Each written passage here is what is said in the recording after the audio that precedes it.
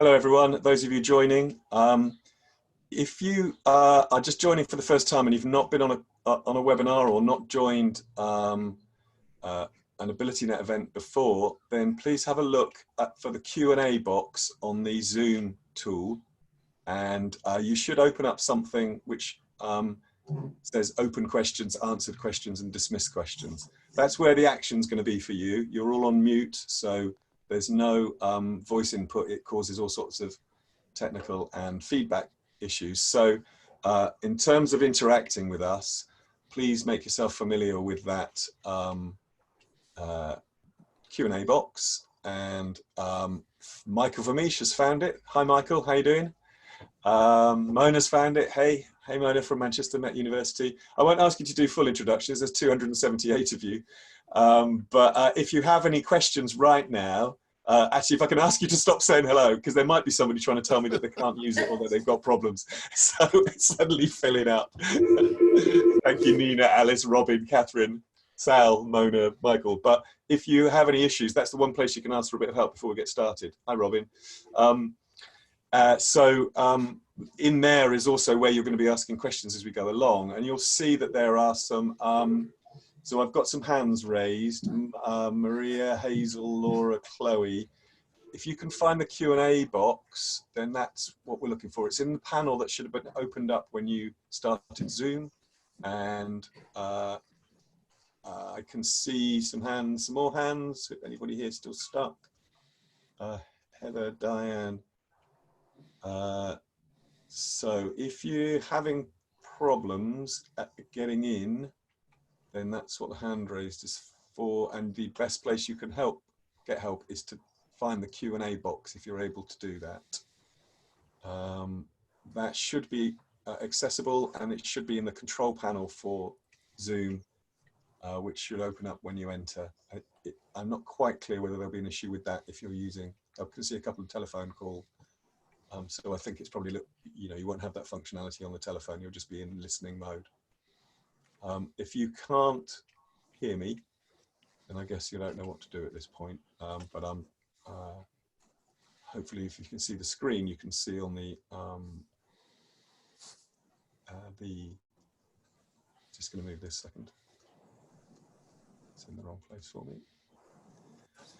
So there's a question from Jill to all the panelists. Should we be able to see the chat box? And I don't think they should be able to see the chat box, should they? Unless it's the Q&A box that they can. Yeah, the chat box. I'm just trying to open it. I had it shut, so.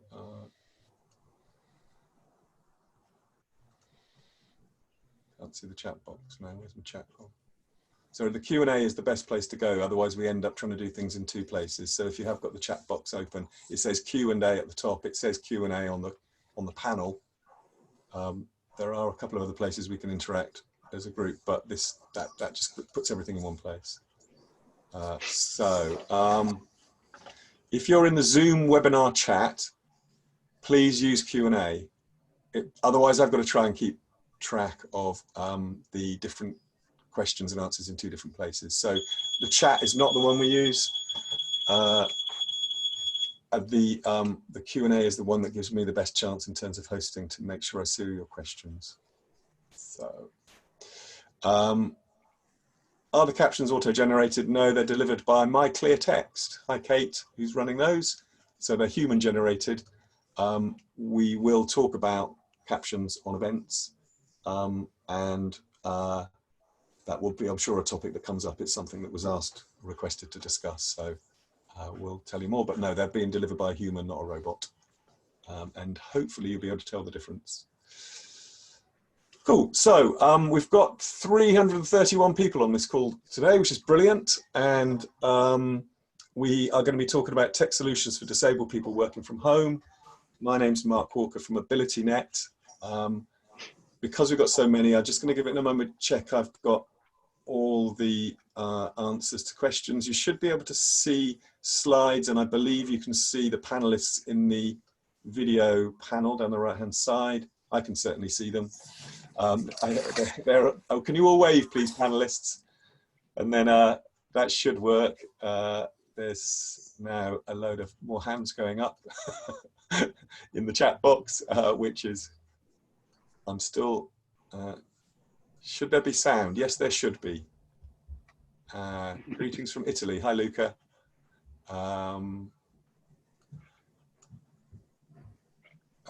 Just can't see whether there's any other questions here that I can answer. So yes, you should be able to hear sound.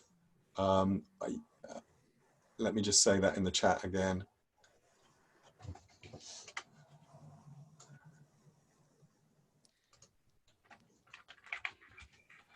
And given past experience, if you can't hear sound, it's because there's something not working at your end,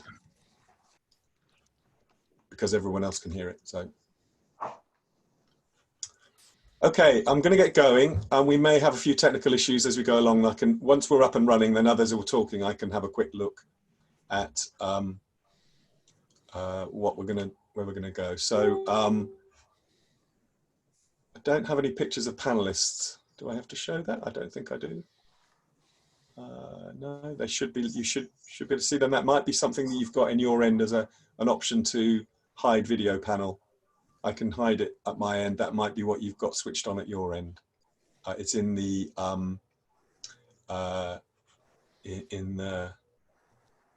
control panel for Zoom.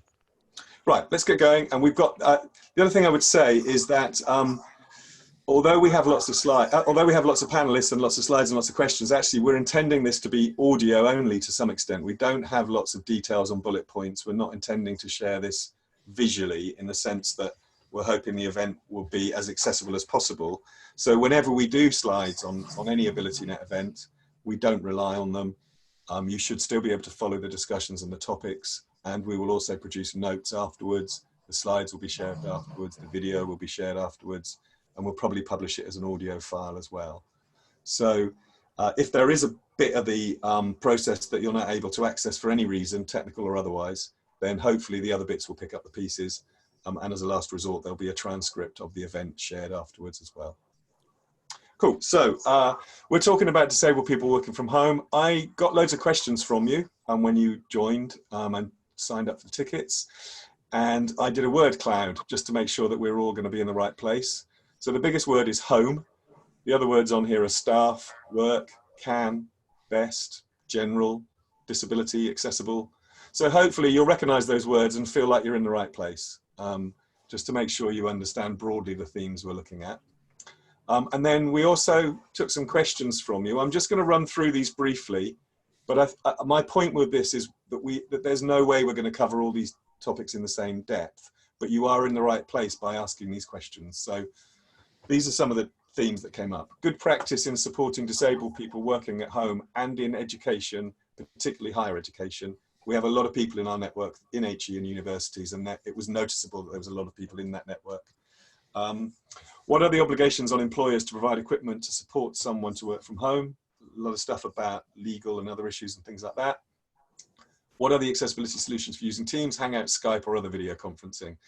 Well, we do know a bit about that. We're not going to delve into that too deeply because I think when this event won't have long enough to cover them in enough detail, but I think we can probably anecdotally tell you a few things that we're doing, that we're discovering about other tools.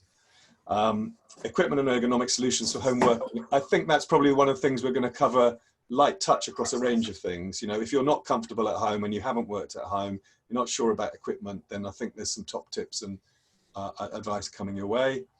Assistive technology versus security of company information and personal information.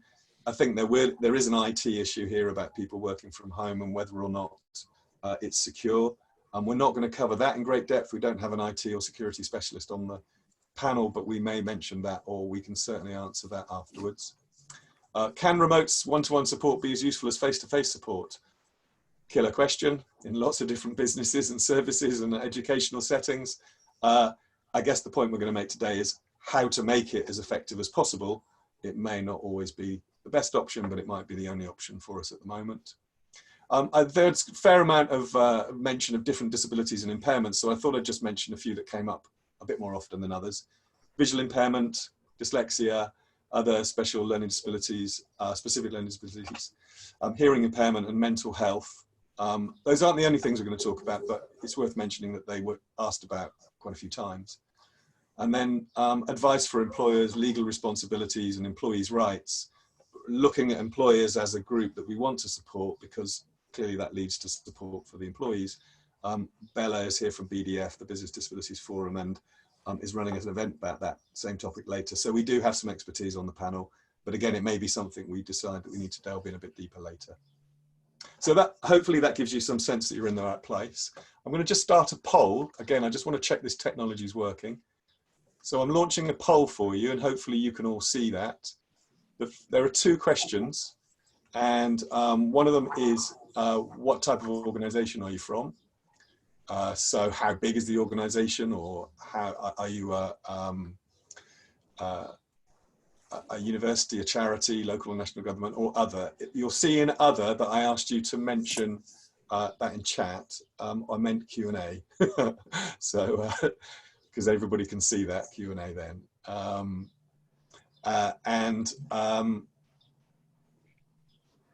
I can see primarily, it's interesting, the biggest number that's popping up, I can see the live results, of course, is that university is actually the one with the most just now, which is interesting to see. Michael, I see your question. I'll come back to that in a second.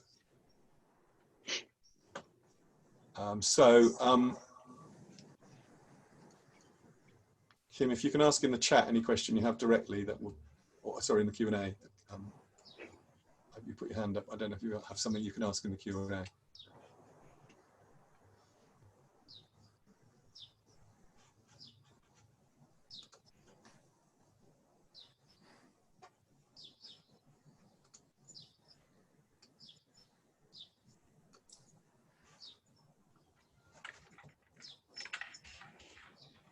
Cool. So 76% of you have voted. I'm just going to jump on with this so that we keep going. I can show you the results. So I'm going to share the results with you, and because I think if nothing else, that might give you some reassurance about the sort of the types of questions we're going to cover.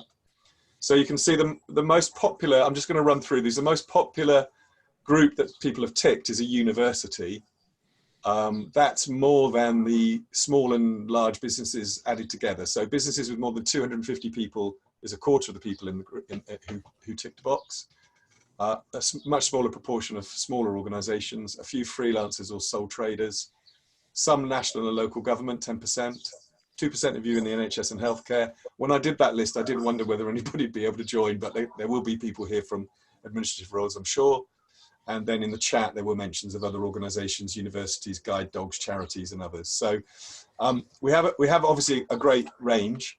And then in terms of your knowledge, only 3% of you said that you know almost nothing, which is interesting. 35% of you said that you know a little. 19% of you say that it's mainly based on personal experience.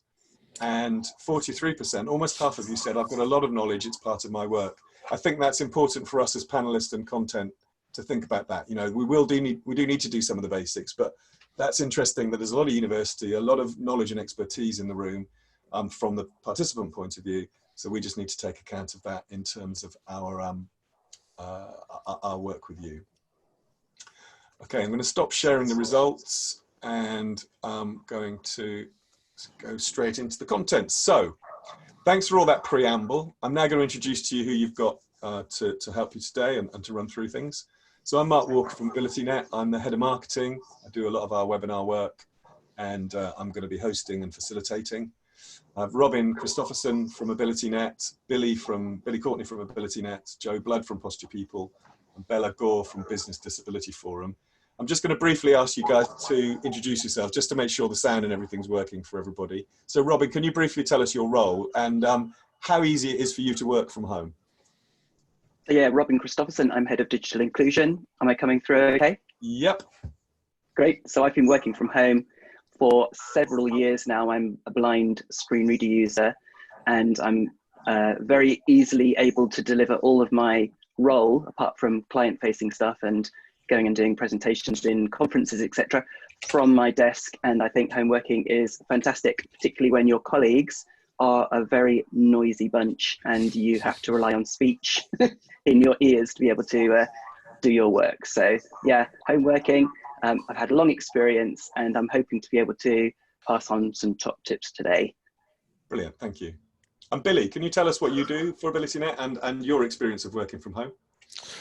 Yes, I'm the one of the DSA managers. Can you hear me okay? Can indeed. Yes, as I said, I'm one of the DSA centre managers and workplace assessor as well.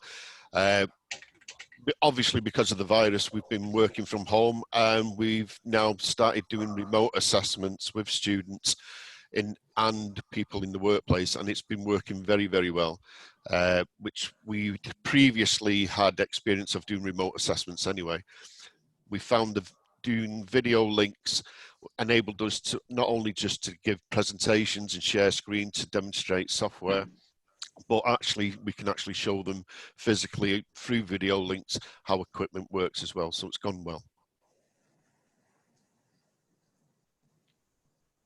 Thanks, Billy. Joe, are you? Yes, yeah, hi, my name's Joe. I work for Posture People.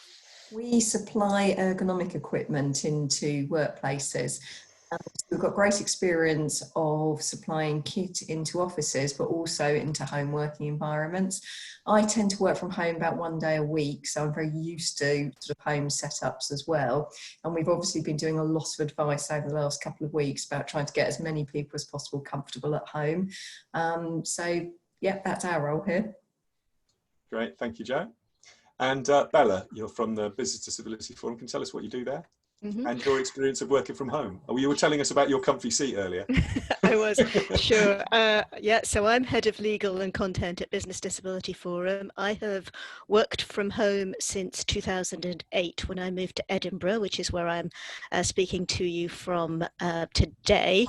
I was on sabbatical in Tanzania before that, and so I've got some experience of complete isolation and not having anyone or any internet either, or anyone to speak to in a language that I'm fluent in. But I've been working from home since 2008.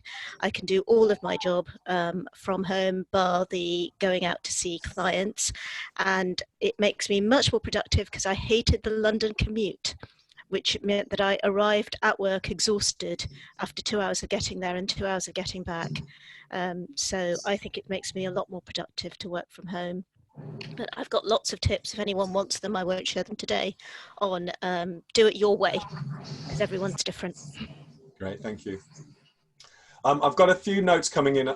There's a question here about whether you can use the poll. I thought you could use the poll with a screen reader. Apologies if you can't.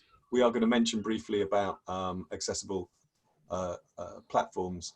But I think we are aware that there may be some limitations. I thought you could use those, but not. So what we're covering today, I think I really want to sort of stress at the beginning that we're intending to run this as a series of webinars. They will be running at 1 o'clock on Wednesdays during April. And we know the reason for that is we know that there's no way we can get through all the different advice and that we want to get through. You saw the questions at the beginning. So what we're trying to do, I think, at first is just gather some better picture about what really are the obstacles that are happening right now. We're obviously very clearly focused on disability and the needs of people with disabilities working from home and the particular accessibility issues that they're facing. We'll obviously have other top tips as well coming in that could be of value to anybody.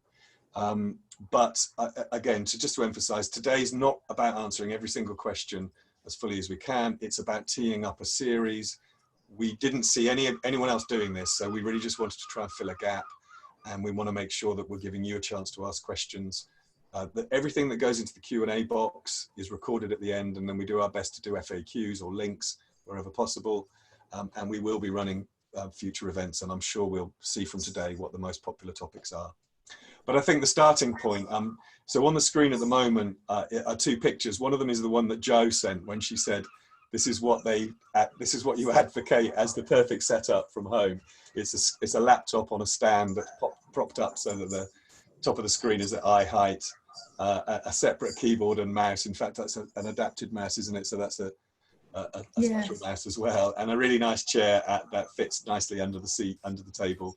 The dream ticket for everybody. And there might be a lot of offices that look like that, but I think most home offices look a lot like the thing on the right hand side, if you're lucky. that one's got filing cabinets in it. I'm fairly sure most people don't have filing cabinets in their kitchen. But what we know, of course, is that people have been sent home to work from home who've never had to work from home before. There's lots of students being confined to spaces that aren't necessarily ideal for their work. They may or may not have the right equipment. They may or may not have a space that's adequate. They may be under all sorts of pressures from childcare and other caring responsibilities. So, you know, this is the situation we think lots of people are in. And that's where we're coming at this from, is we're thinking, what can we do to be helpful to those people? We know that there's going to be lots of physical barriers in terms of providing equipment to people, but perhaps we can help make something happen better. I guess the other bit that's cropped up in the ticketing and the questions that people ask is the other thing of practicalities of working collaboratively. Lots of questions about the use of Teams and Skype and Zoom and other things. I think that's putting a pressure on our working patterns. And for some people, the barriers will be quite simply about being able to access those platforms and use them effectively, and trying to find the features that are relevant to them depending on their particular needs. So I think that's the sort of space we're in generally. And what we're going to do is just go through some top tips now, and then, and as I say, as much as we can answer the questions that come up within the Q&A panel, but be aware that we're going to be doing deeper dives onto some of this stuff in the future. So anything you can see will be that we can do, we will, but there may well be something coming up over the next 3 or 4 weeks where we go into a lot more detail, find some expertise that's relevant to it. So firstly, Robin, what I'm going to do is ask you to just talk a bit about disability and impairment, because I think it's important to set a framework for this, and just to describe briefly how AbilityNet sees the world and the work that we do in the workplace. Yeah, sure. So AbilityNet have a very practical and pragmatic approach to disability. So obviously we adopt the social model because it's the right approach. And being a very coalface organization working with disabled people every day, we're very much focused on solutions and how your environment, your technology, your support framework, etc., can be customized to help you with your particular challenges.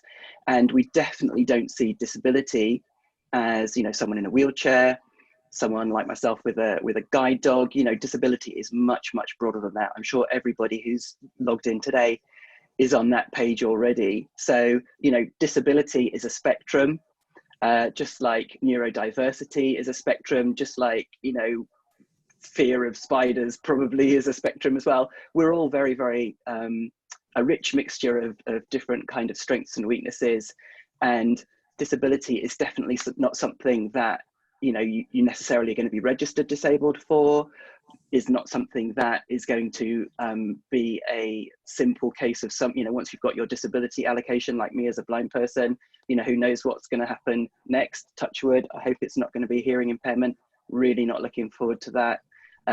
Perhaps later on in life, but anyway, I'm sure the technology will help come that eventuality. But, you know, people don't fit into nice neat boxes. We all have a different mixture of impairments, and they come and go. And also it's very important to say that in this age of extreme computing, where we're all using mobile phones on a daily basis, I guarantee that everyone listening here has used their phone one-handed today and every day. And for that time, you are temporarily, in very real terms, disabled. You have exactly the same requirements as somebody with a 24/7 motor or dexterity difficulty when it comes to inclusive design, both of the device and of the content that you're accessing. So it's a very rich, complicated, diverse picture, and AbilityNet, and I'm sure everybody else who's listening and contributing today is very familiar with the range of services. We've got some up on the slide here, he says, not knowing for sure, but I think we've got our free services, other things there. There's a rich... they're coming later, Robin. They're on a slide later. Okay, sorry. So at the moment, it's just got the stuff about reasonable adjustments and assessments. And okay, fine. If I was going to review the screen, I wouldn't be able to talk to you at the same time. But yeah, so disability, very much around the social model. It is almost, you know, in every single case is going to be invisible or not completely evident when people present themselves. Obviously, in some cases, it's very evident. But yeah, that's the picture here. And people will perform more or less well with the transition to home working as a result of their particular rich mix that they have.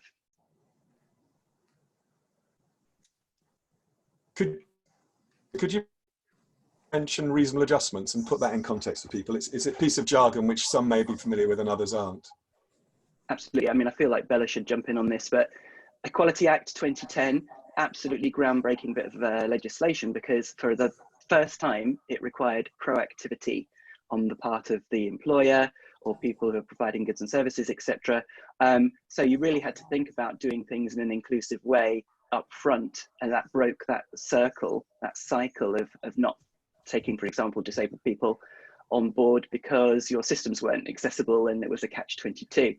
So it's all about reasonableness, and that definitely comes down to the nature of the adjustment that might be required, the size of the organization and their resources, the prioritization of the particular system or task that the person is having a challenge with. And what is reasonable obviously isn't clearly defined.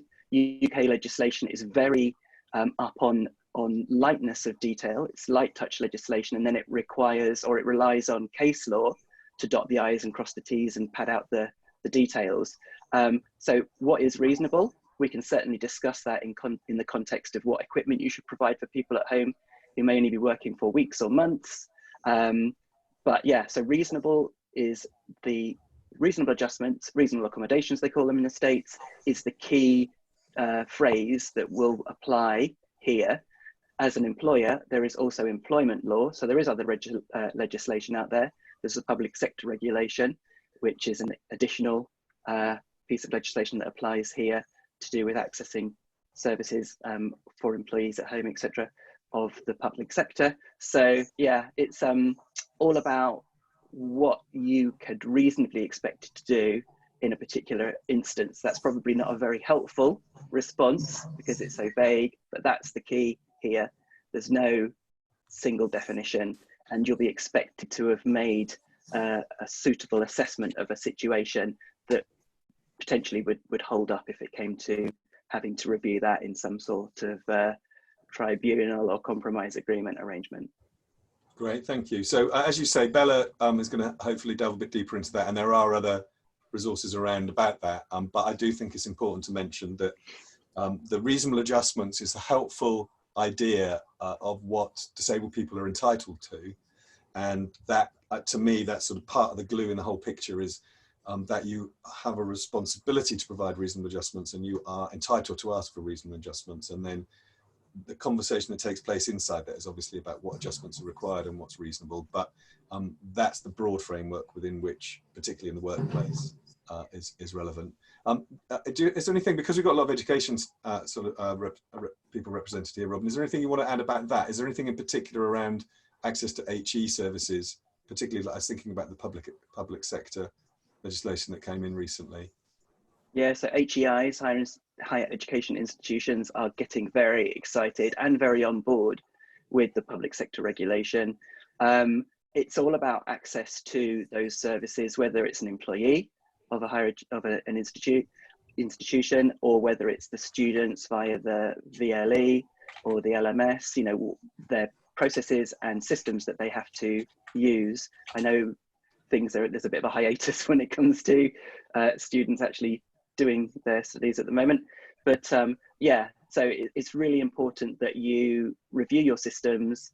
The clock's definitely ticking. You need to have that review done, the roadmap in place, the gap analysis, so that you can then create a meaningful accessibility statement, and you can be working on the issues that are outstanding, and that you can demonstrate that you have met the milestones that you've set yourself over the coming weeks and months in resolving those problems in a reasonable way. So yeah, I mean, my Study My Way, which we may come on to later, my studymyway.com, we would really encourage HEIs to point their students at, because that's a brilliant resource that's going to provide an awful lot of self-help info and support for those students.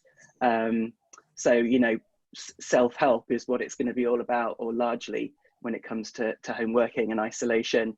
And so my studymyway.com will go a relatively long way towards helping you meet your responsibilities there by empowering those students. Great, thank you. So there's going to be lots of stuff that gets suggested as links. If you have questions in the question box which we don't manage to answer, there's something about Scotland, and I see Bella's going to answer that. The whole point of taking the Q&A is that we can download the Q&A and then look at them as stuff that we can use in the future. So apologies if we don't answer everything in detail, but that's exactly what we're trying to do through the Q&A, is to make sure that we haven't missed something. But this is not, for example, this is not going to be delving deeply into the legal issues, but Bella is here to answer some of the questions that have come up. It may be that we need to have another session later to look at it in more detail. Great, let's have a look at what we are going to be doing. We came up with 5 topics that we thought we'd cover. I think these match up to the things that you asked about in your questions, but I'm just going to go through with the various panelists just to ask them some questions about this. And then as we're doing that, if you have questions that aren't answered, as I say, please do use the Q&A box. We will be using that to decide what we do in future sessions.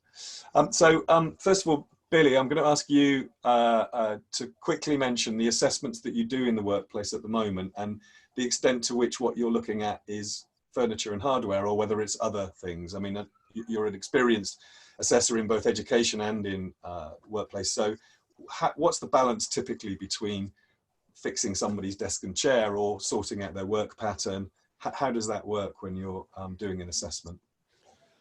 Well, basically it's trying to get the person into a position where they're comfortable as well, because obviously we can't force them into the perfect ergonomic posture. That would be totally wrong. But what we can do is support them the best we can, and that's obviously making sure the monitor is at the correct distance. If it's too far away, they're going to end up sort of leaning forward, giving themselves stress, putting stresses on the lower back and neck. And it's worthwhile considering, obviously, people have moved from the office to the home, and you can sort of like copy these adjustments in the workplace by using simple things like adding books to your monitor to raise them up, purchasing a keyboard so you can work sensibly, putting cushions on your chair to make sure that you're at the right height and you've got some circulation in the seat pan, because if you've been unable to sort of like get your office chair and you're using a kitchen chair, there's loads of adaptions, and making sure that you're not resting your arms against the edge of the table. You know, you can actually use you can even use a sponge to support your wrist to prevent carpal tunnel, stuff like that. It's what you do in the workplace is trying to adopt it within your home environment.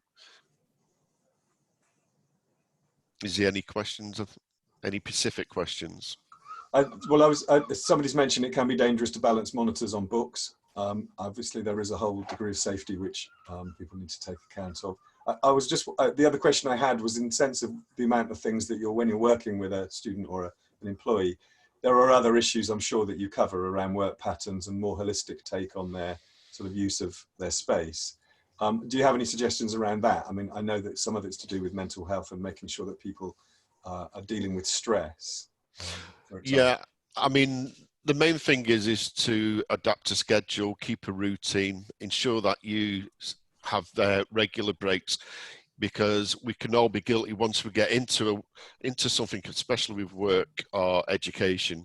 Before you know it, an hour or two can go by, and then that's causing we're not being having those micro breaks where we would smile at somebody or somebody would ask a question. So then what we've been doing is using Teams, so we can have regular, we call them chat and coffee breaks, just 15 minutes of the day. That will break that up. We need to ensure that we exercise as well, because we're not designed to sit, we're designed to move around. So you can put in sort of like reminders to get up and walk around or move around. Yeah, it's good if you can get some sun at some point, if you've got a garden, or you can actually just go out for 10 minutes, walk your dog or whatever. It's breaking the cycle up, and having that routine scheduled as well. Great, thank you. I'm not quite sure whether this falls between the questions that you have or the ones that Bella may be able to help with, but I think probably this is more into the bag with Bella. But it says, can we legal advise people to use books under laptops? It is a good suggestion, though. It's obviously you've got to use your common sense. It's I've actually set up my wife's home office, and I've given my laptop stand. So what I've got my laptop sitting on is just a wooden box, you know. So, but I don't touch. It's stable. It's not moving around. The laptop is stable. I wouldn't stack a number of books where it was, you know, not safe. You know, you can use large items, even like a little travel case or something, as long as you get to the right level. So the top of the monitor is level with your eyebrows. The screen is as close to you, so you can move the screen forward to you. So you're not bending forward to read small print or whatever. You can sit comfortably, you know. Yeah. So we should definitely say though that if the laptop is raised up, you're not typing on it. You're typing on a separate keyboard and a mouse if you need one. Yeah. So you're certainly not typing up under your chin. I think the kind of one of the top tips here is that you're not going to be able to recreate the perfect workstation from work necessarily at home. The average desk, unless you've got an office kitted out at home, for example, with, you know, proper height desks, but the kitchen table is higher than your average desk. So as Billy was saying, you know, you might want to pop a cushion under your bum, but then you don't want to put pressure on the back of your legs if your feet aren't actually touching the floor. So you might need to pop a cushion on the floor or some books or something to raise your feet up slightly. But variety, I think, is really key here. So we're going to be moving from one unergonomically perfect situation to another throughout the day. So work on the sofa on your lap for a while, but by no means as a permanent thing. It's not nearly as comfortable as you might first think. Your arms are extended much further in front of you than you know, they really need to be hanging from your shoulders with your arms at right angles. Put an ironing board up against the wall at a height for standing, for example, to recreate a standing desk, against a wall ideally, so that you don't knock it over and have a laptop catastrophe. Work from that for half an hour or an hour, standing up, then move to your kitchen table, then move to the sofa, whatever it's going to be. You're not going to hurt yourself by moving from one ergonomically unsound workspace to another. Obviously, there are other considerations around how you can best get in the zone, and Billy alluded to those. You know, if you can keep the routine that you've got at work, the hours ideally, even dress for work so you get in the zone. And if, you know, you go on a video call and the video comes on straight away, you're not still in your pajamas by mistake, so that will help on both counts there. But separation, so moving around the house from one place to another might be fine if you're in the house on your own. But if you have kids around and you really need to sort of shut yourself away, then obviously that variation in your workspace isn't going to be as, you know, going to be as flexible there. So there are a lot of considerations to think about. It's about making the best of a kind of an imperfect situation if you're having to temporarily work out what's best for you in, you know, non-permanent home working situation. Can I just jump in as well a little bit, just to give a little bit of advice? I think one of the main problems is we're in extraordinary circumstances at the moment, and just to echo what Robin said is actually probably no, we wouldn't normally recommend using books, cushions, stuff like that, but actually you've got to look around about what you've got around the house now so that you can adapt them. One of the key things to look at when you're setting yourself up at a desk is sitting at the right height or standing at the right height. So one of the main things is to look and sort of say, right, when your shoulders are relaxed, just pick the bottom part of your arm up to form a right angle, and that's ideally the height that you want to be sitting at. As Robin said earlier, one of the main issues is that kitchen tables tend to be about 3 centimetres higher than a standard desk. And also a kitchen chair is actually substantially lower than a normal office chair. So you're magnifying the differences that you'd normally see in a normal desk. So what you're trying to think about is, right, how do I form that right angle? How do I get my elbow and my forearm in line with the desk? And so it's cushions, it's using books as footrests. If you've got a block of paper at home, that makes an excellent footrest as well. Really using blocks or books under laptops, it's one of those things, as long as they're good, solid hardback ones, we normally recommend using plastic blocks. So a book will do the same job. And I think what it is the kind of make-do attitude as opposed to the perfect attitude. If we were setting everybody up, yes, we definitely recommend laptop stands and footrests and ergonomic chairs. but actually you haven't got that at the moment. So it's adapting what you've got. Great, thank you. And there's a lot of questions.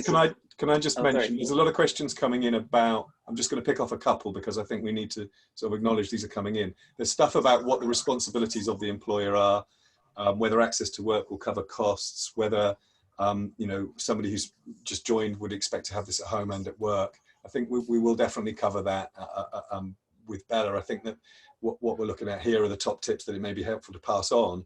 And the other thing I should say is that you know, in preparing this webinar, we could have gone into any depth. This was the point about it.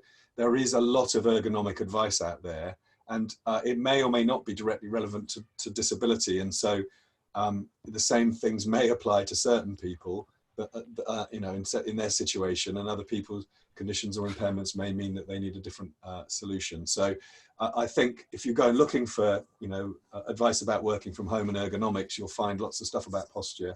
I think the point to make is just that there may be particular adaptations or particular things to make for people with particular impairments. Some of those may be software, some of them may be hardware. But I think the points that Joe is making is that there are lots of pieces of advice out there about sitting comfortably and making sure that you're safe and comfortable in the workplace. Yeah, and if your workplace is on your kitchen table, then essentially the same rules apply. Yeah. Cool. Working pattern, we've mentioned briefly. The reason I mentioned that is that I know that with a lot of reasonable adjustments that are made for the people we work with in terms of working with employers, amongst some of the changes that are recommended is the fact that you may have a switch in your responsibilities. So it may be that the particular tasks you're being asked to perform are switched because people recognize that because of a particular condition or impairment, then you've been given sort of broadly the wrong tasks, or you need more help with a particular task. A good example is that when employees are asked to do long reports and have issues like dyslexia to deal with, then maybe what they need is a bit of work alongside a colleague to share that report and to make sure that that structure of the document is clear, to work on all of the different sort of grammatical and spelling issues. And I think that the collaborative nature of where we're at the moment brings that to the surface as well. You know, you may find that employees, colleagues, students are out there feeling very isolated, don't have support, but very often what we're doing with reasonable adjustments in recommendations we're making in the office is to ensure that the team is organised around that person's needs and requirements. So I think it's worth considering that those changes may be affecting some people more than others, and that the way the team works may have been established around a group of people sitting who can, you know, see each other, are in the same space every day, and now they've distributed that some of that practical support or help that people are used to getting may just not be there. And so you know, we were talking about the physical space, but I think the team and the collaborative nature of what we're doing in a workplace will have shifted. And that's equally true of the mental health stuff. You know, the fact that you know, the classic thing is, I'm not sure about my job, but I love the people I work with. Well, maybe we're not seeing as much of them, and maybe we need to think about keeping that contact alive and being in touch. And again, thinking of students working from home in small student accommodation, for example, they may not be seeing people that they're used to seeing a lot. So the whole social aspect of their lives may have switched completely, and there may be all sorts of changes which they're trying to deal with. So I put that one in to mention around working pattern and I know a slightly broader picture of how we actually engage with the people around us and connect. The question here about software and apps, what I'm going to pick up is, I've got a couple of questions. I'm just going to list a few things. I think this is definitely a standalone session that we'll do because it's come up a lot. We've been asked a lot since we announced this session to look at what's the most accessible platform. How do you make certain platforms accessible? Does this platform do this? So by platforms, we mean lots of mention of Microsoft Teams. There is somebody here from Microsoft. I may ask him to comment if he's able to, but we would certainly do this afterwards. Microsoft Teams is what we use in AbilityNet. So we're familiar with lots of the features that make it accessible. It does have live captions. One of the questions in here is it's not clear whether it's available to every user. So it will do live captions when you're on a call between all the people who are on a call. There is a limit on the numbers who can join, but it's a large number. But that's an internal, in a sense, an internal team meeting type event. And Teams then links into all of your other software, your Office 365 software, Word documents and PowerPoint and Excel, for example. You can share those through Teams and do lots of different interactive work where you can control one another's at the same document and editing together. The accessibility of Teams is great. There is lots of advice about accessibility for Teams, and there's a really useful section on the Office website, and Microsoft has done a huge amount of work to make Teams accessible. One of the features that people probably use least from our experience is that email, Word particularly, has an accessibility checker, and PowerPoint, those are the three I use most commonly, has an accessibility checker. So before you send a document, you can actually check whether you've made an accessible document. And we couldn't emphasize enough how valuable that accessibility checker button can be for two reasons. One is you can check the email you've just composed is accessible to the, to everybody you're sending it to. The other thing is it raises awareness of accessibility, and it gets people using accessibility features that are there and starting to understand accessibility. So we definitely recommend using that accessibility button within Office. If you're not familiar with it, you will find it in Office 365. And it does mean you can do a check before you send documents around. You don't need to save it as a PDF, but if you've made an accessible Word document and saved it as a PDF, you shouldn't be 100% confident, but you've certainly done a good job of it than if you haven't checked it at all. PDFs aren't always accessible, but they're more likely to be accessible if they've been created from an accessible Word document. So that's an example of the sorts of tips that we would recommend.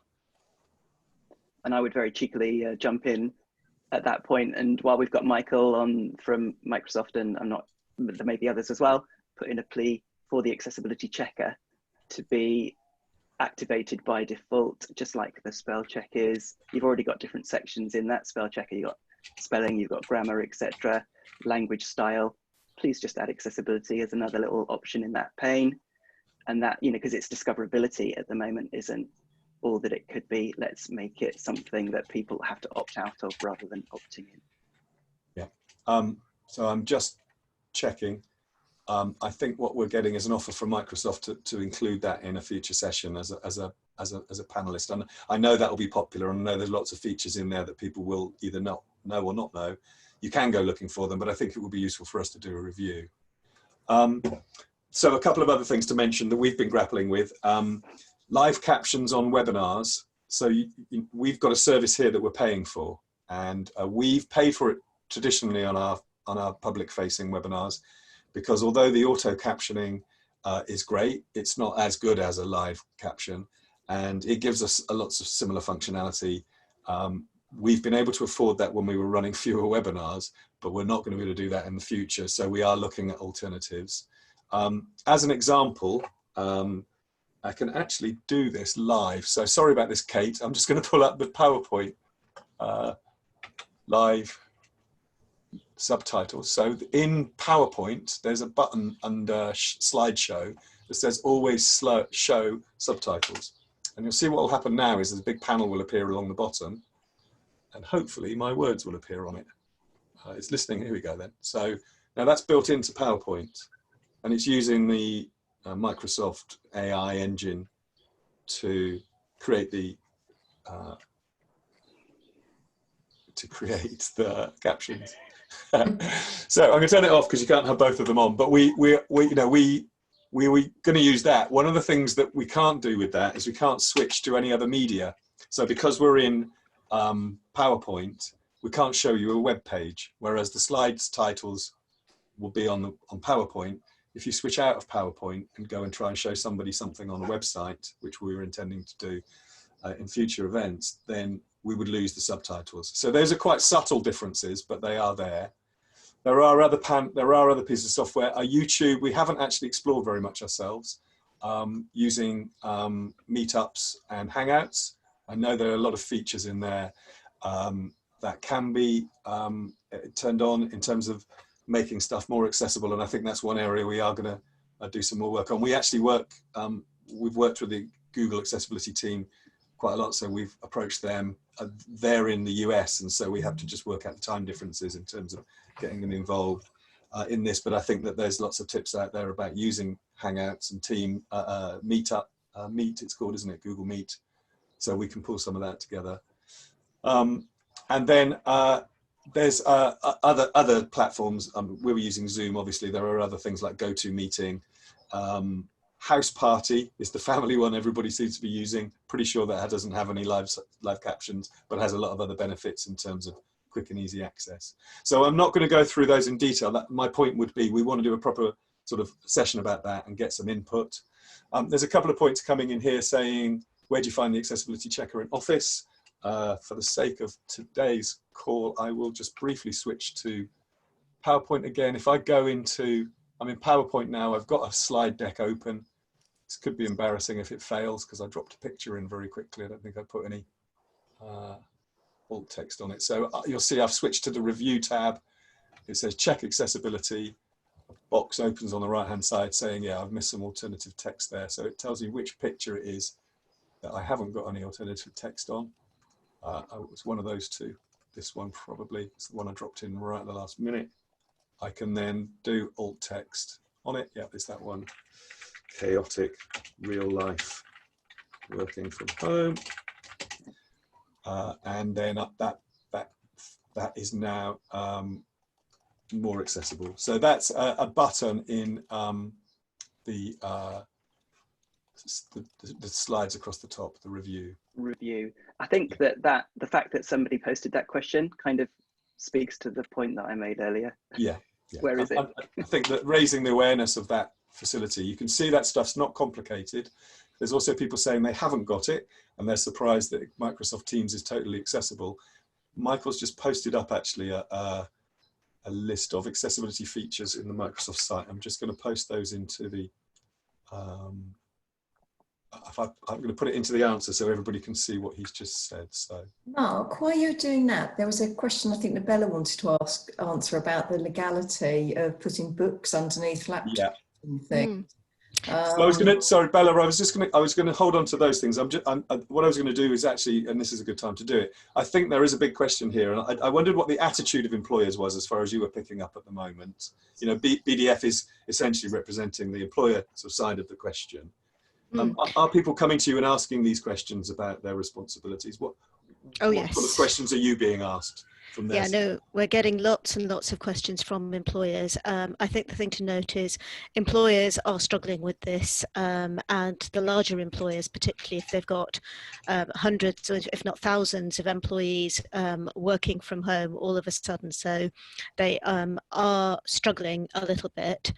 In terms of the legality of things like ironing boards and books, great idea, but the employer does have an obligation to make sure that the employee is safe when they are working from home, and that's health and safety regulations to make sure. So the advice that we're certainly giving to employers is keep checking in with the employees, check how they're working, check what they're doing, and if you are finding that somebody's sort of balancing precariously on books, then you do have an obligation to say, don't think that's a great idea, and to provide some better support for them on advice on how to do this. So this sort of thing is great, but there's quite a lot, as you said, out there on the internet on good advice on ergonomics and what to do and what not to do. But if as a manager, as an employer, you see that your employee is doing something that looks unsafe, and by that it means that it's foreseeable, to use the legal language, that they are going to come to harm, reasonably foreseeable, then as an employer you've got to take reasonable steps to stop the employee coming to that harm, and that might be to actually issue an instruction and say, I need you not to work like that, or indeed not work at all if you can't work until we find a safe way for you to be working. So we're getting a lot of questions on that, and also on the government announcements, things like furlough and sickness absence and what this all means, and sick pay. So all of that we'll be covering a little later in our own webinar this afternoon, which I'm afraid is full at the moment, but we'll be doing them weekly, and we will have the information on our website very soon. Well, some of it is already on our website. And we'll share out those links as we go along. I think that's a good example of why we think the weekly updates are going to be so important, because you've mentioned two things that didn't exist at the beginning of the week there. So the furlough thing, for example. I've got an interesting comment in here, actually. I just want to jump in because there's a couple of questions about software, the platform stuff. Somebody's saying the caption's not working due to bandwidth problems, which I guess will be an issue, and it may be an issue for us in different ways. So be aware that these aren't foolproof. And then there's also a question about which ones are the easiest to join in with, because there may be people with particular needs in terms of learning disabilities or anything else. I think that Teams, when we're talking about Teams as an organizational tool, is the sort of thing that you would expect could be on somebody's desk as part of Office 365. And so part of the challenge, I guess, is providing support around all of Office 365's functionality. It may be that other platforms, when you're talking about a more general public audience, might be more relevant. So Zoom, we think, is generally the most accessible for us. We can run it as an accessible tool. It has an accessible back end. We think it's accessible. It has some features which we would like it to add, like automated captions and other things, which it doesn't have. But it's actually, we think, pretty easy to join. And despite the fact there have been a few hands raised about things that you couldn't do, in our experience, the vast majority of people can join it quickly and easily, and it is accessible. So that's obviously our number one consideration in any of these situations. And then there are other systems out there, so rather than comment on any of them, there are obviously other things that we don't have experience of. But I think Teams, we find the more you use it internally, the more familiar you get with all the functionality, and of course that's true of any piece of software. And then Zoom we use because it is we think one of the easiest to join. You get sent a link, you click in, you can use it through a browser, you don't have to download a piece of software, which some people have if they're behind a firewall, will have a problem with. So just back to the stuff about the legal stuff, Bella. So you're saying that employers are obviously struggling with that. Do you feel like the rules are being changed? Does it feel like there's a sort of relaxing in it, or are we expecting employers really to continue to respond the way that they should, previously? Any indication of that? Employers are expected to respond. Obviously, what's reasonable, somebody asked this question, has what's reasonable changed? What's reasonable always changes depending on the circumstances. It's never fixed. So it will depend on the circumstance that the employer and the employee find themselves in. So employers are working on the whole to try to work out what that means.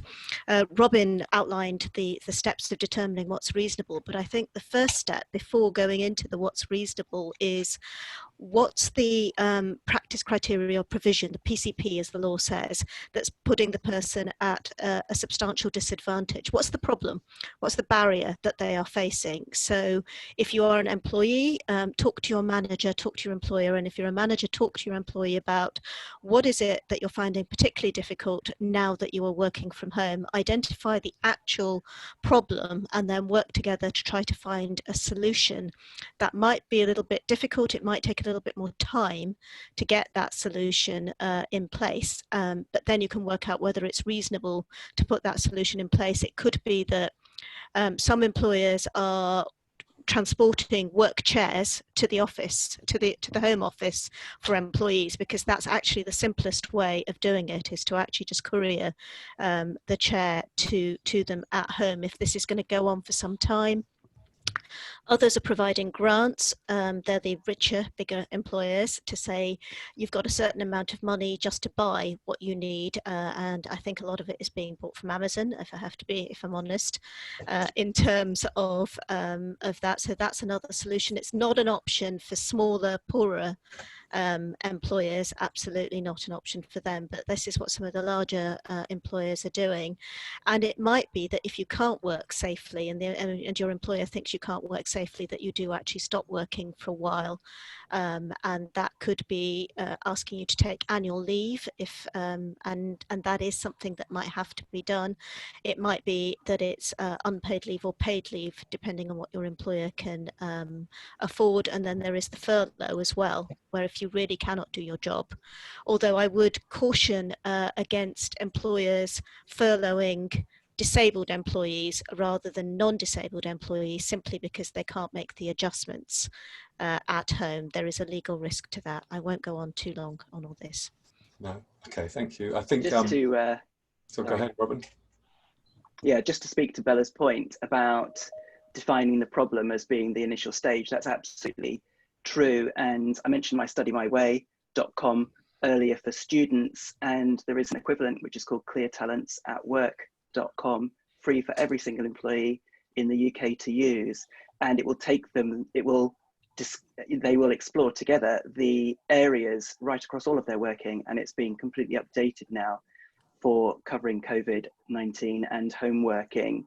So it will provide a lot of self-help information for them about safe work setup, working patterns, etc.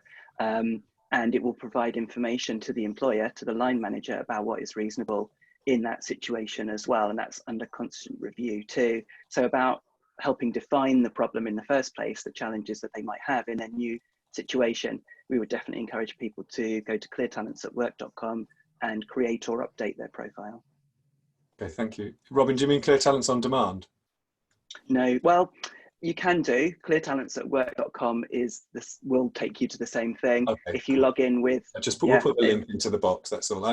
Sorry, I was just checking that. And we've also talked about having Clear Talents on a subsequent event, so that's cool. Absolutely. I think it needs a session. Great, so we're intending to be done about now, but I think we can keep going another 15 minutes. Just to clarify a few points for people, that you can tell that there's a huge range of stuff we want to cover.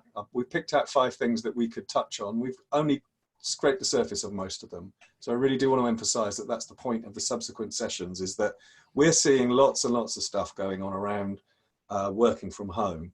We're really clearly focused on the needs of people with disabilities in that situation. Whether they're studying or whether they're working, there's a particular need for them to be productive, and it's a particular difference between that and trying to keep in touch with your family and all the other advice you see. We're actually running a session at 1 o'clock today with our volunteers about how we can update the information that they offer to people at home when they're thinking about keeping in touch with their family. What we're doing here is very much separating out the issues that are employment-based or education-based. So just want to emphasize that we recognize that there's a lot here to cover. And I think there's a couple of things you've just picked up on there, Robin, about the tools that are available.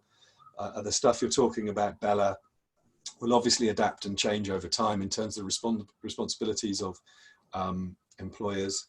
And then equally, the advice about top tips and tools, there's plenty out there, but it may be that we need to find the right sorts of angles and put in some specific stuff around a particular needs of people with a particular disability, or whether it's a group that have a particular technical requirement that we can focus on. So that's what we're intending to do.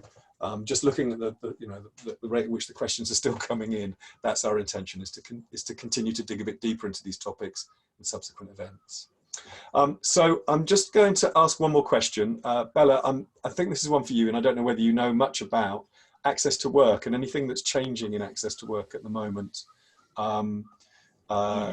In terms of their approach to people working from home who are getting access to work support in the office. Do you have any knowledge around that? All I know is that they are inundated and they are taking a very long time to respond at the moment. So we are advising our members who call the advice service not to go to Access to Work at this time, but to go to other organisations like yourselves, actually, AbilityNet, Posture Right, other people. Posture People. Posture People, I beg your pardon, Posture People.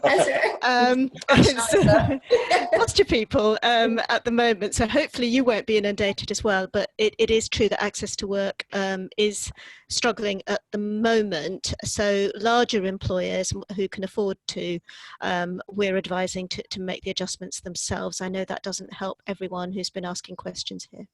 Yeah, cool, thank you. I've got something, there's probably a final wrap up, because this is technical, and I think, AbilityNet stuff around technology is obviously a core one. It's about captions and adding captions. I think that our experience is that there are 2 areas where captions need to be considered, and there are different software needs. One of them is on a live event like this, or on a meeting when you're with colleagues, particularly with so much remote working going on now. It's become vital that people can actually access, the same as all their colleagues, can access the meetings that are going on, not just the documents that are being shared around, but the debates and discussions. We do as much as we can of that internally within our own use of Teams, for example. You can switch on the subtitles. Actually, Michael, could you just put an answer in there to tell me whether there's any constraints on Teams geographical use of the captions. As far as I understand, it's completely available, but if you're able to just answer that one for me, that would be really helpful. It's more around language than location. Is it? So it's a restriction on which languages it will display. And I just wondered, there's people here saying they haven't got that option on their copy of Teams, and I don't know whether it's because there's a particular version or something that works in a particular way. But you know, that's one type of adaptation around captioning, where the live captions, if you're using AI, will be a certain quality, but certainly good enough for most people to follow. And then making sure that, you know, you're considering that when you're communicating out through other video, live video means. But the other question that's coming in is about putting captions onto video after they're live so that they can be shared as a recording. There are a number of ways of doing that. There's a few top tips out there and websites that we would recommend. So what we do is we if we haven't got captions being used live as they are here, then we would firstly run a recording through something that would produce a transcript. One service I will recommend, we have nothing to do with this, is called Subtitle with a Z. When you go to Subtitle, you can upload relatively short videos. I can't remember the constraint. I can't look online just now, but I think it's 20 minutes maximum.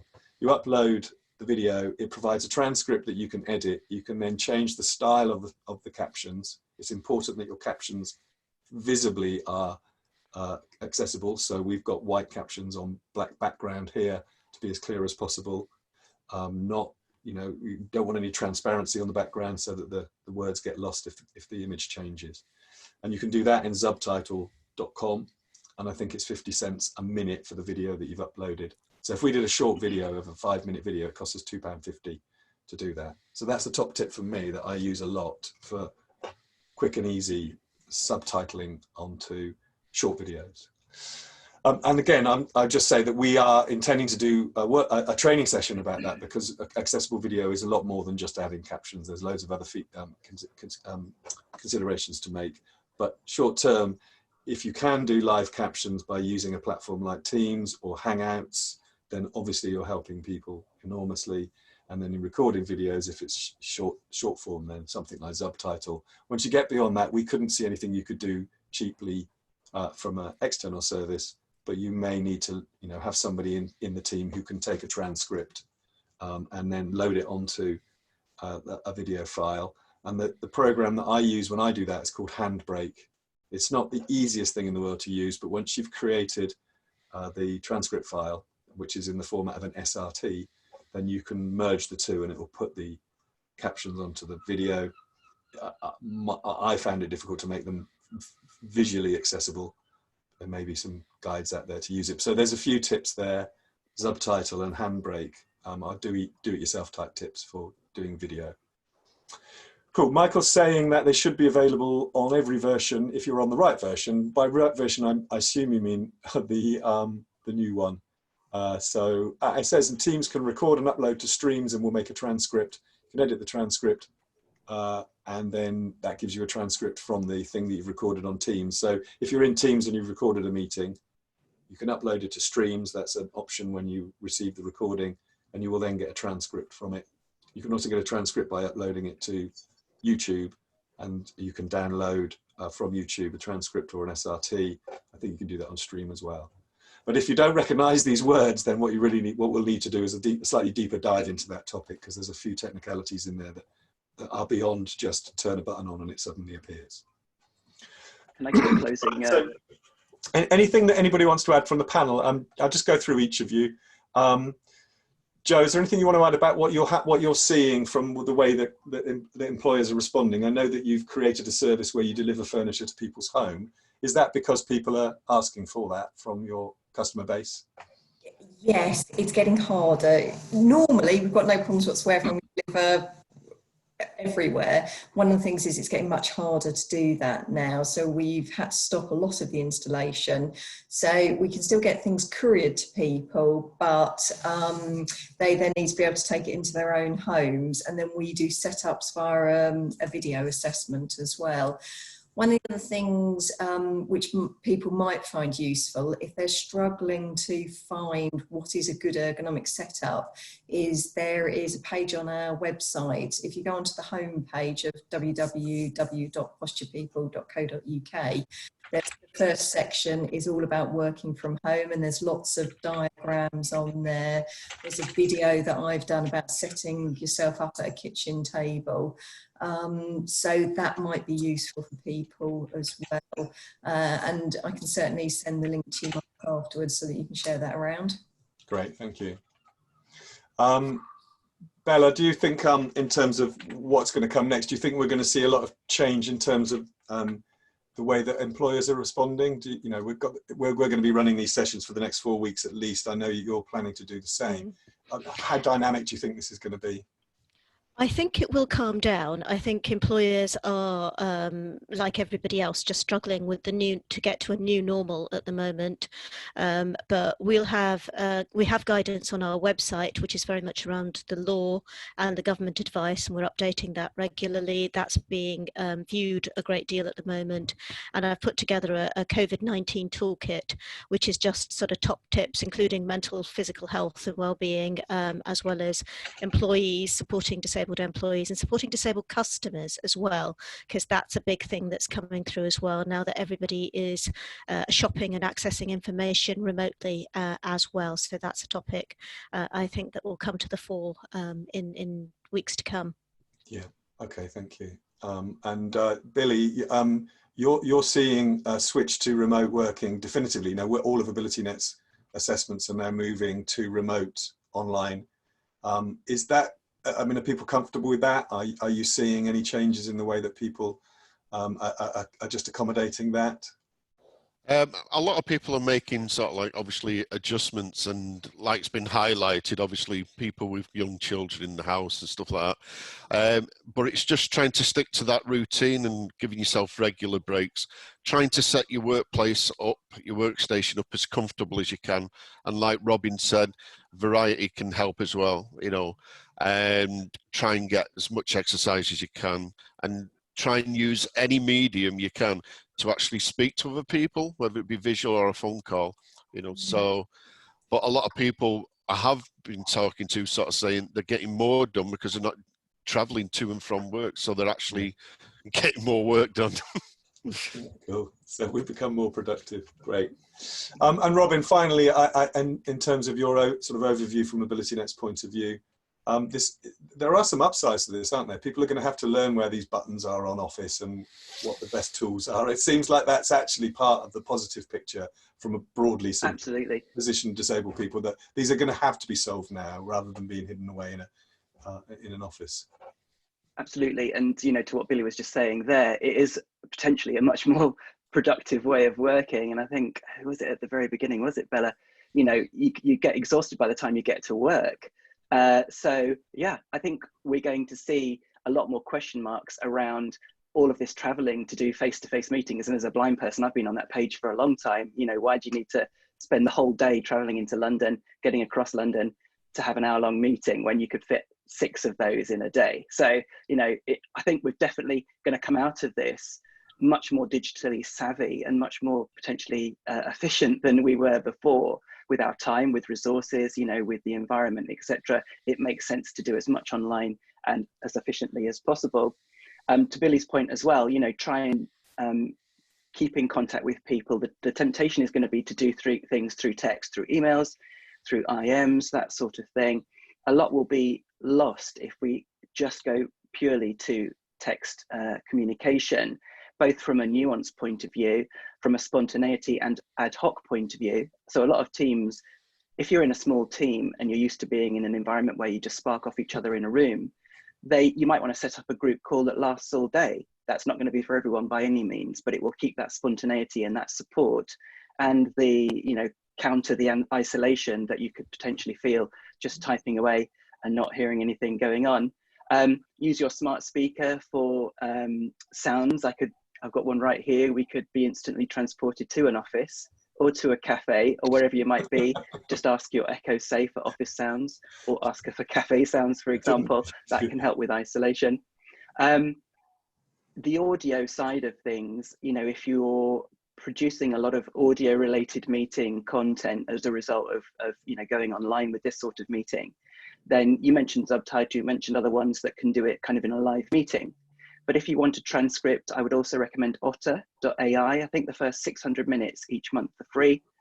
You upload your audio content and it comes back with a really very good transcript with timestamps, with speaker recognition. So it will put a name next to each speaker and you can then tell who said what. So otter.ai, as it's spelled, as it sounds, is a really good resource as well.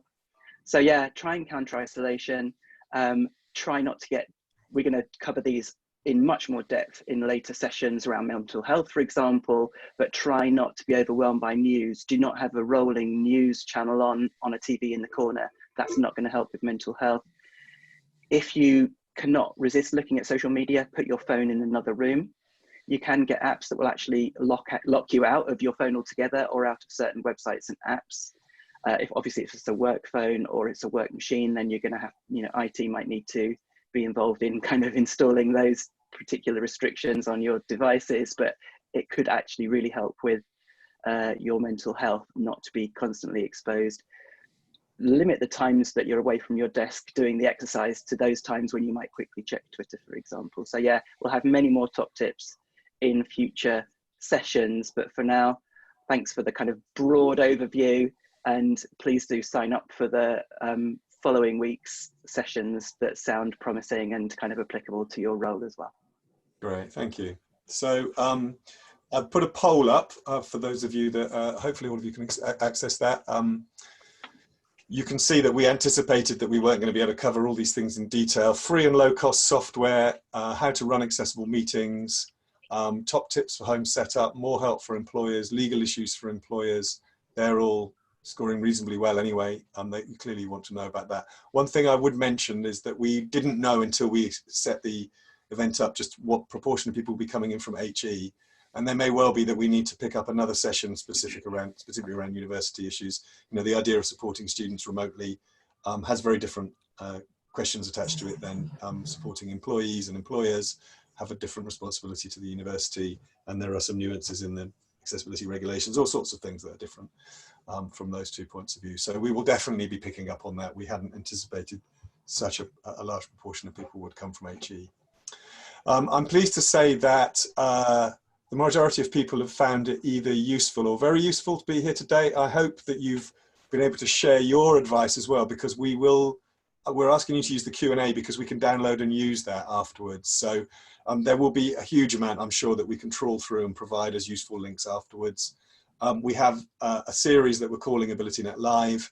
As I said, there is going to be 2 parts to that. One is about working and supporting people from a volunteering point of view. There are lots of people like carers organisations that we're going to be working with, trying to support older and vulnerable people using technology to maintain contact and address loneliness and all the other sort of issues of isolation.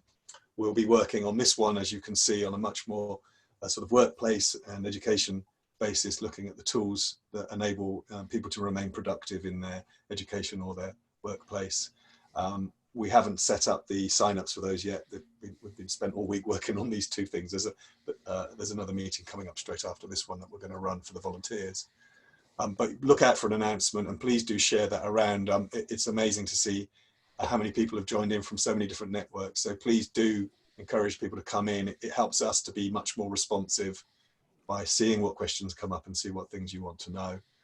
We've got lots of free resources on our website. There's loads of fact sheets about how technology can help people with different disabilities. Please do look at those under abilitynet.org.uk/free-resources, or available just by finding it on the website. Fact sheets in particular, but actually some old recordings of webinars. All of our webinars are archived. You'll almost certainly find something helpful in there, I hope. We have services which we can offer employers in the workplace. We do assessments for people, as Billy is saying, we do that remotely now, and we have been doing face-to-face. We've obviously switched to doing those remotely, something we've done for some time, and you can access that. It is a paid-for service, but it is something that employers do pay for, and we're looking at adapting that for a working from home version. And Robin also mentioned Clear Talents. We use Clear Talents within that service as well. The Business Disability Forum has a huge amount of information around, particularly from an employer point of view.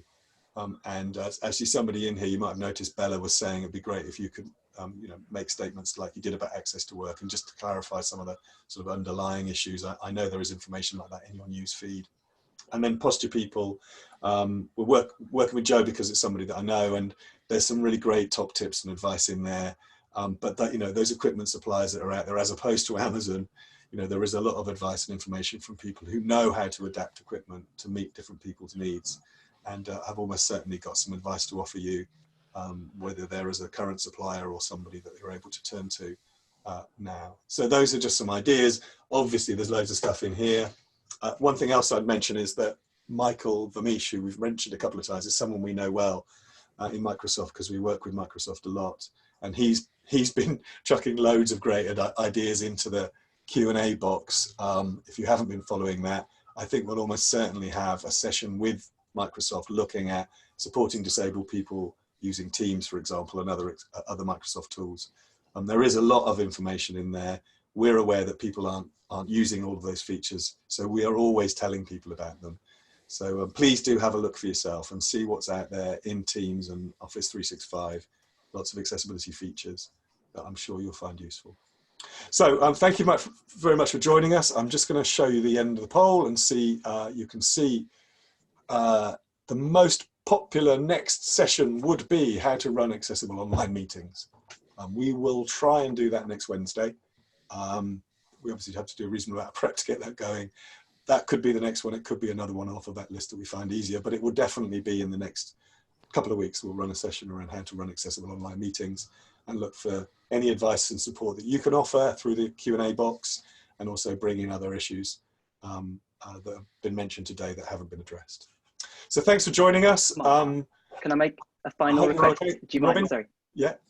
Very quickly, I would really appreciate everyone who has a disability or impairment of any kind to please tweet at AbilityNet, or send us an email to inquiries@abilitynet.org.uk with the particular challenges and solutions and top tips relating to working from home that you have discovered over the recent days and weeks. So at AbilityNet or inquiries@abilitynet.org.uk, because we want to make our information and resources as comprehensive as possible. Actually, a final one to chuck in, Robin. We were discussing, actually, I think the easiest place for us to respond interactively remotely is Facebook. We are tracking Twitter, but on Facebook it's easier for other people to see the questions and answers. So we've got a Facebook page. If you haven't used it and aren't using it, please go there and sign up to follow us. And then if you have any questions, that's a good place to post, because whilst we do that on Twitter as well, on Facebook we find that people are a little bit more engaged in the answers, and it's easier to write longer answers and make references to other links. So we're using Facebook as our primary point of contact for this type of inquiry. And you'll find us very easily on Facebook. Great, so thanks everyone for joining us. And we've got, as I say, please be confident that we've taken note of all of the Q&A that came in today. I just let you know, there's over 250 people have been on this call the whole time. That's the most we've ever had on a call in these sorts of webinars that we're running. So I think we've tapped into something, and I think the series will hopefully provide you with some answers to questions, but also please do pass on the word and let people know that we're trying to do it in this way. Thank you. Thank you, Robin, for your help. Thank you, Billy, for your help. Thank you, Bella and Joe from outside AbilityNet, coming in and helping us with your expertise. And thank you all for joining us. So we'll see you soon.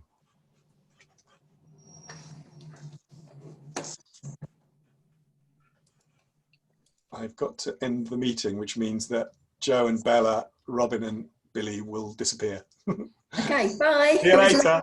Enjoyed it tremendously. Nice to meet you all. Thanks, guys.